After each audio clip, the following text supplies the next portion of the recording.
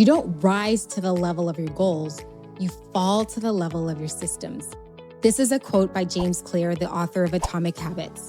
I love this quote because it challenges something many of us believe about health.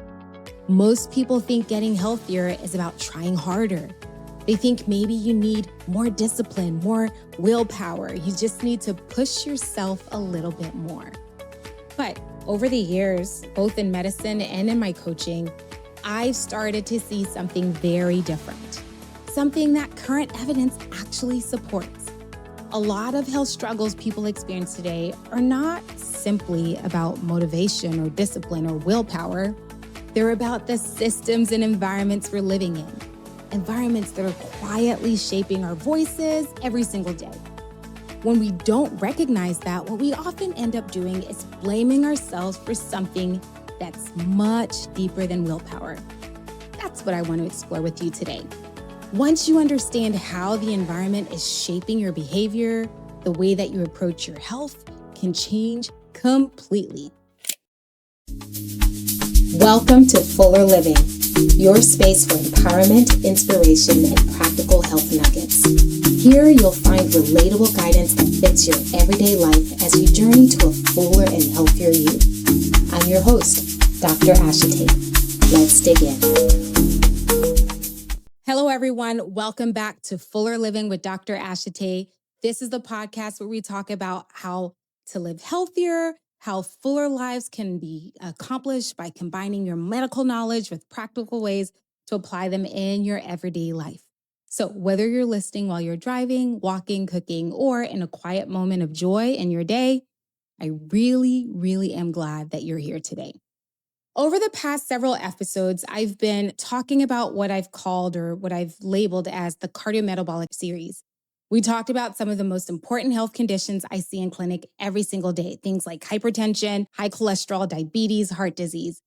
We talked about what's happening in the body when these conditions develop and how things like blood sugar, cholesterol, and inflammation affect your overall health over the long term. So in many ways, that series focused on what's happening inside our bodies. But today, I want us to zoom out a little bit because if we only focus on our biology, we miss something incredibly important. We miss the world around us. The reality is that our modern environment, the way our food is available, the way our work days are structured, the way our cities are designed, is constantly influencing your behavior more than you think, often in ways we don't even realize. And when you step back and look at it this way, something starts to become clear. Many of the cardiometabolic diseases we talked about in the last series are not simply a result of individual choices. They are the result of the environment that we're living in and how it's quietly shaping our biology in the wrong direction.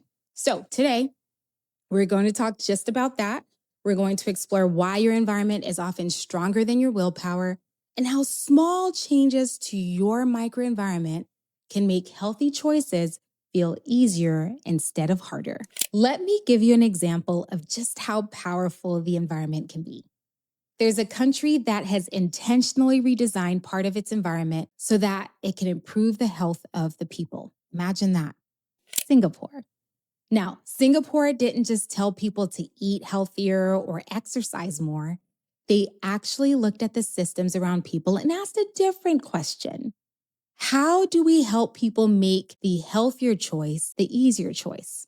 So they made changes at a national level, investing heavily in walkable neighborhoods, public transportation, which then naturally encouraged daily movement. They created national fitness campaigns and made physical activity part of everyday life, implemented policies around sugar and beverages, requiring labels to warn people when there's too much sugar in a drink. Imagine that. In other words, instead of relying entirely on the individual and your discipline, they changed the environment. And what's fascinating is that when the environment changes, behaviors change. And when your behavior changes, your health outcomes also begin to change. So Singapore now consistently ranks among countries with lower rates of obesity and better cardiometabolic health, compared with other developed nations. And it is not by accident, it is by design. Now, of course, no system is perfect. And our culture definitely plays a role. But there's a lesson here that's powerful. Health isn't only about telling people to do something better or try harder. Sometimes the biggest improvements happen when the conditions around us change. Now, here's the thing. Most of us can't redesign our entire city, but we can redesign the space that we live in. And that is where this becomes so empowering.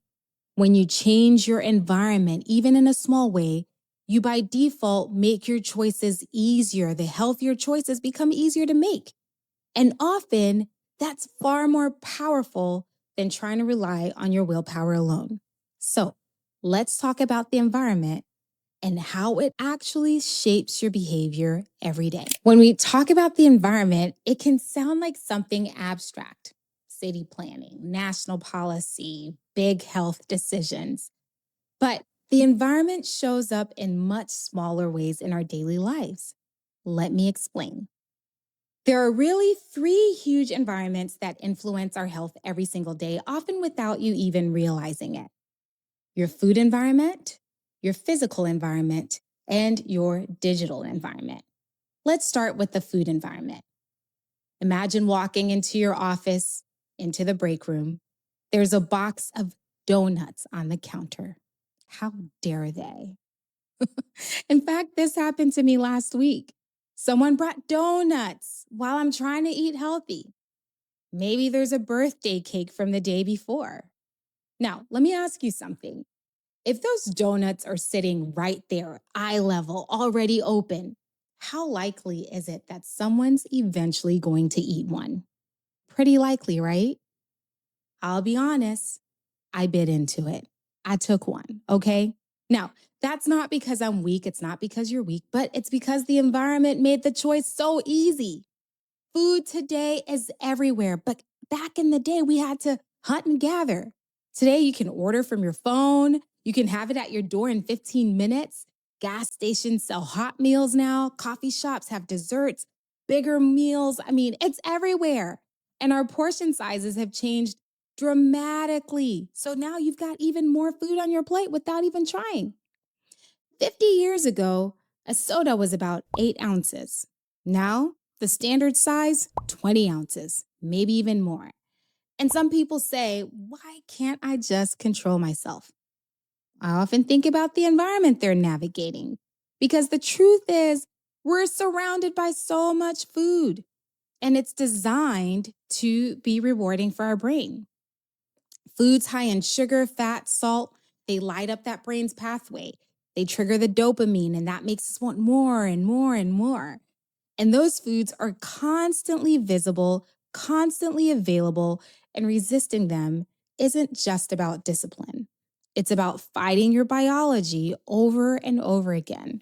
Now, let's talk about movement in the environment. Think about how different daily life looked even a generation or two ago. People walked more, they walked to work, to school, to stores. Daily life required movement. Today, many of us wake up, walk to the car, drive to work, sit at a desk for 8 hours, drive home, and sit again. Movement is no longer built into our daily life. We now have to schedule exercise just to compensate for how little we move throughout the day. And again, this is not because we're failing at the willpower game. It's the environment that we're in.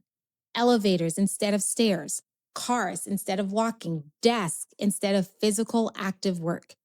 Now, our environment has made inactivity the default. And then there's the digital environment. This one's newer, but incredibly powerful. Think about what happens when you pick up your phone for just a minute before you go to bed. You scroll a little bit and then maybe watch a short video, then another one. And before you know it, 30 minutes, 40 minutes, an hour have passed and your brain is stimulated. Your sleep is delayed, and the next day, you're tired. When we're tired, something interesting happens to our physiology. Our hunger hormones change.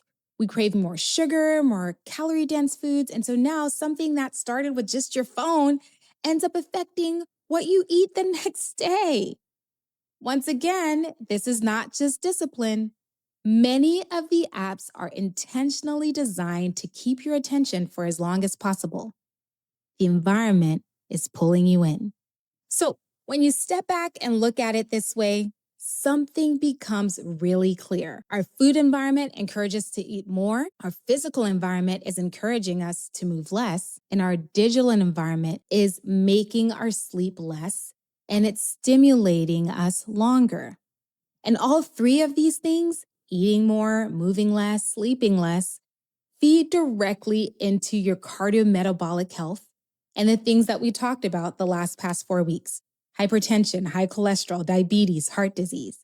So when people say, it's so hard for me to just stay healthy, part of the answer is simple. We're living in environments that are quietly pushing our biology in the wrong direction. So if the environment is so powerful, the natural question becomes, what can we do about it? The reality is, we can't change or redesign our entire cities like Singapore did. That's outside our individual control. We can do something, though. We can redesign our own environment. This is one of the most important mindset shifts I want you to take from this episode. Instead of constantly asking yourself, why don't I have the willpower? A much better question is, how can I make the healthy choice the easier one? Because when the healthy choice becomes the easy choice, behavior starts to change automatically. Let's first talk about our food environment. Let's say someone tells me they snack constantly at night. So I ask them, what's in their kitchen? And they might say something like, well, there's chips in the pantry, which I sometimes have, ice cream in the freezer, cookies on the counter. Now, imagine walking into the kitchen at 9:30 at night when you're tired, your brain is already looking for a quick fix, and the first thing you see are cookies. What do you think's going to happen? That's an environment problem. Sometimes the simplest intervention is just changing what's visible. Fruit bowl on the counter, protein-rich snacks that require a little more intention, or simply not bringing certain foods into your house regularly. Simple. Change the environment. Because here's something that's fascinating about human behavior. What we see, we eat. What we don't see, we often forget about. Easy, right? I know, not that easy, but I think you're following along. Now, let's talk about movement for a moment. This is another area where people often blame themselves. My patients have said it to me multiple times. I just need to be more disciplined about exercising. But when you actually look closely, a lot of the times it's not just about discipline. It's about the environment around the behavior. Let me give you a personal example. I love tennis with all of my heart. I've loved it for years. But recently, I realized I hadn't played in quite a while. And part of the reason was actually very simple. Tennis requires other people to play with you. You need someone to play with, or you're just hitting a ball. And the reality is that coordinating adults to come play tennis is hard. Sometimes when I want to go play, the people I normally play with aren't available. I used to take lessons, but somewhere along the way, I lost track of that routine too. So even though I genuinely enjoy this game, the environment around the activity has made it harder for me to follow through consistently. Then I had a small realization the other day. Instead of waiting for the perfect moment to play, I decided, let me rebuild a system around it. So I signed up for a class, and after that class, I signed up for 8 more classes already scheduled. I have to go. Now, I didn't suddenly develop more motivation. I just had to remove that weekly decision making. When am I going to play? Let me sign up. Let me look at the schedule. I made it easy. Now it's already scheduled, the structure is in place, and suddenly playing tennis regularly is much more likely. I'm the same person, I have the same love for the sport, But now I've set up a different environment and a different system to support the behavior. And that's the key idea here. When the environment supports the behavior, consistency becomes much easier. When the environment works against it, even the things that you enjoy can disappear slowly from your life. I'm going to keep you updated on this tennis thing because I'm really excited about it. Now, let's talk about sleep for a moment. Our digital environment really affects our sleep. Imagine someone who keeps their phone right next to their bed, many of us, right? And then you pick it up just for a minute, but the next thing you know, it's midnight. Your brain is stimulated, your sleep is delayed. The next day, you're exhausted and your hungry hormones are higher. Now, compare that to a slightly different environment. Putting your phone across the room and charging it there, making your bedroom lights dimmer. And now you've got a wind down routine that's signaling your body it's time for sleep. You're the same person, but now you have a different environment. And I bet you your outcome is definitely going to be different. So, putting it all together, here's the takeaway.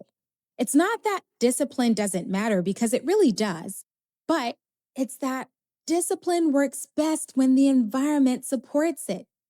That is what makes the healthier option the easier option. When the cues around you are working with your biology instead of against it, oftentimes the most powerful changes are actually really small, like a bowl of fruit sitting there instead of chocolate, walking shoes by the door, phone outside the bedroom, tiny environmental shifts that over time can shape your behavior in a very powerful way. Now, we're near the end of this episode. And so, if there's one idea that I hope you take away from this, it's that health isn't just about your discipline, it's also about your design, the design of your environment.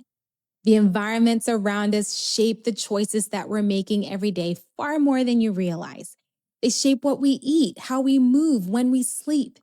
And when we choose environments that are constantly pushing us forward towards eating more or moving less or sleeping less, it's no surprise that we're seeing a rise in cardiometabolic disease, the ones that we talked about last 4 weeks, like hypertension and high cholesterol, diabetes, heart disease. That doesn't even mean that the individual choices don't matter. They absolutely do. But those choices become much easier when your environment is supporting it. That is a very hopeful message. While we may not be able to redesign our cities or change every aspect of our modern life, we can redesign small pieces of our own environment. And sometimes the smallest shifts is what is going to make the biggest difference. So, as we close today, I'd like you to think about one small change that you could make to your environment this week.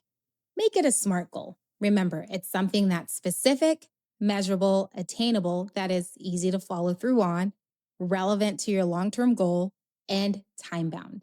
For example, instead of saying, I want to exercise more, a SMART goal might be, I will leave my walking shoes by the door and take a 10-minute walk after dinner 3 times a week. Or instead of, I need to stop snacking too much, a SMART goal might be, I will place a bowl of fruit on my kitchen counter and choose when I want something sweet after dinner. Small changes like that may not feel like they're dramatic in the moment, but over time, those small environmental shifts are going to begin to shape your daily habits. And habits over time are what are going to shape your health. So let's bring it all together. Today, we talked about a powerful idea. Your environment is often stronger than your willpower. The foods around you, the way your day is structured, even where your phone is sitting at night, all of these things are quietly shaping your health choices. And when those environments push you towards eating more, moving less, sleeping less, it's no surprise that we're seeing cardiometabolic disease on the rise. But here is the hopeful part. You don't have to rely on your willpower alone. When you begin to redesign your environment intentionally, our health choices become easier to make. And that's where your SMART goal this week comes in. Pick one small change that you can make to your environment to support your behavior. One change, specific, realistic, doable, because small environmental shifts repeatedly over time are what are going to shape your health over time. If this episode has resonated with you, share it with someone in your life today. Send it to a friend, a family member, a colleague, anyone at all that you think might benefit, send it.